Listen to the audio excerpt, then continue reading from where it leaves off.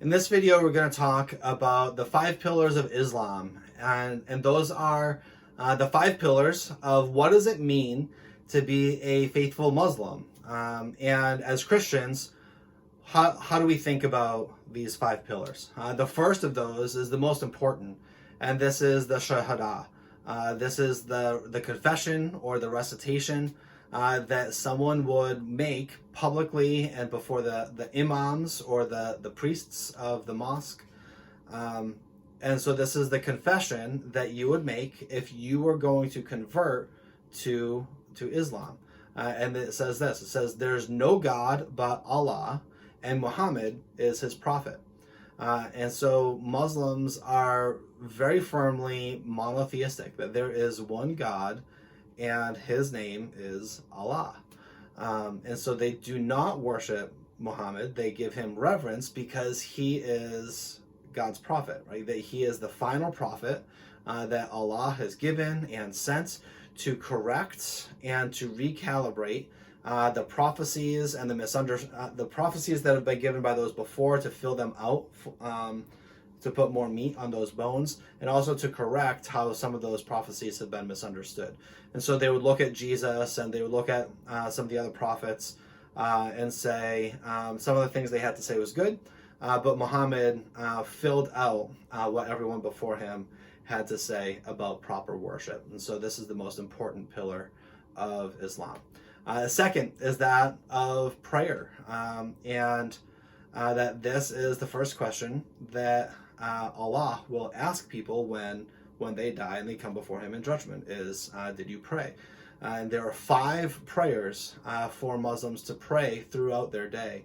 And so the call to prayer rings out from the mosques, and the people purify themselves.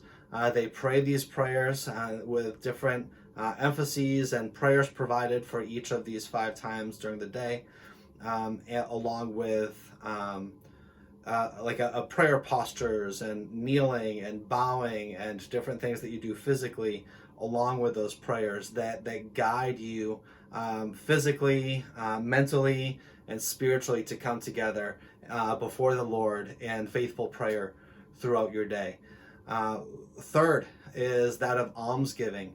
And this is to give 2.5% of your income to the poor. That you should not just live for worldly wealth, but that you should live and receive everything that Allah has given you as a gift from God, and to share generously with those who are in need around you. Fourth pillar of Islam is that of fasting during Ramadan.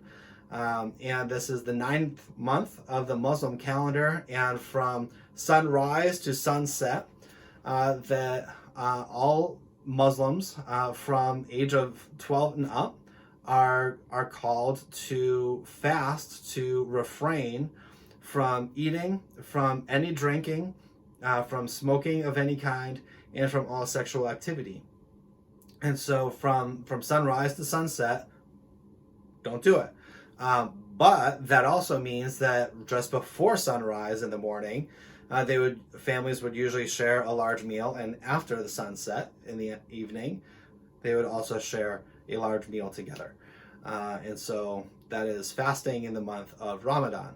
And finally is the pilgrimage that once a year in the final month of the year, they go on the Hajj, or the pilgrimage to Mecca, to worship at the Kaaba, which is a large square building that is one of the holiest sites in the Muslim world. And you can look it up on Google if you want to know what that looks like. But faithful Muslim pilgrims from all around the world come together once a year to pray and to worship Allah before the Kaaba in Mecca, which is in Saudi Arabia. And so those are the 5 pillars of Islam. And as Christians, what do we make of these? First and foremost is that the primary disagreement is over Muhammad. And again, I think it's the same with what they would say about us as Christians. is where they would say Jesus was not God. That is blasphemy. That Jesus did not die on the cross as a substitute for sin.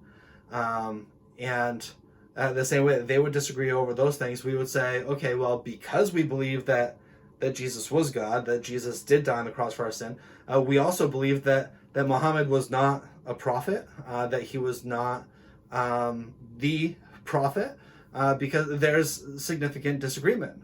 Even Muhammad himself thought that he was correcting what Jesus had to say, even though they view Jesus as a great prophet. He is not Muhammad, right? He's not at Muhammad's level. So there's significant disagreement over that question. So the question for us as Christians is, who is Jesus, right? That is the primary question to be asking ourselves. The others in the list are pretty good. Prayer, I think that it would be wonderful for us to pray 5 times a day in a very structured and consistent kind of way. What difference would it make if we set an alarm on our smartphones to go off 5 times during a day to call us to prayer? I think that's something that honestly Christians can and maybe should learn from Muslims, is the importance and priority of prayer. The third is we serve a generous God, that God so loved the world, he gave his son Jesus, that we serve a generous God, and so we should be generous, right? We shouldn't be stingy people, that we should be generous people. So Christians generally are encouraged to give 10% of their income to the church, which then distributes it to the ministries of the church, to missionaries, to local charities and food banks and whatnot. So yeah, generosity, good thing. Fourth, fasting. Jesus talked about fasting. Fasting is a good thing. It's not a mandate. It's not a requirement. But fasting is good. So we should do it. And finally, I don't know why a Christian would want to pilgrimage to Mecca. Probably not the best idea. But going on a pilgrimage, perhaps, to the Holy Lands, I could see some benefit to that. Again, not a requirement for what it means to be a good Christian, but there's some benefit to it. So it really revolves around keeping the main thing, and that is, who is Jesus and who is Muhammad, and having that conversation about the differences and disagreements. And again, whereas Muslims view Jesus as a prophet, as a great prophet, I think there's some benefit in saying, hey, well, so you affirm the New Testament, you affirm the Gospels as one of your holy books. Let's read that together and talk about who is Jesus. And so that's my pastoral Christian understanding of the 5 pillars and of how do we think about those. So I hope this has been helpful for you in understanding better a little bit about Islam and how to talk and minister to some Muslim friends or neighbors.